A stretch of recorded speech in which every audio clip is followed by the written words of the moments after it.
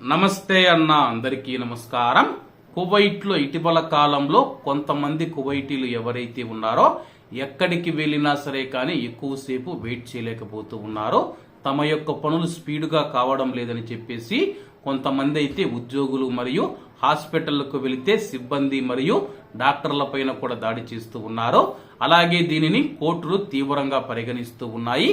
తాజాగా స్థానిక మీడియా తెలిపిన వివరాల ప్రకారం కువైట్లోని జాబరాల్ అహ్మద్ హాస్పిటల్లో మనం చూసుకుంటే ఒక మహిళా డాక్టర్ ఎవరైతే ఉన్నారో ఆమె పైన దాడి చేసినందుకు కువైట్ కోర్టు ఒక కువైటీ పౌరుడికి 5,000 దినార్ల జరిమానా విధించింది. అలాగే అతను తన యొక్క సోదరుడి అనారోగ్య సెలవు పొందేందుకు మెడికల్ లీవ్ ఏదైతే ఉందో మెడికల్ లీవ్ పొందేందుకు బతాకా తీసుకుని ఆమె వద్దకైతే రావడం జరిగింది.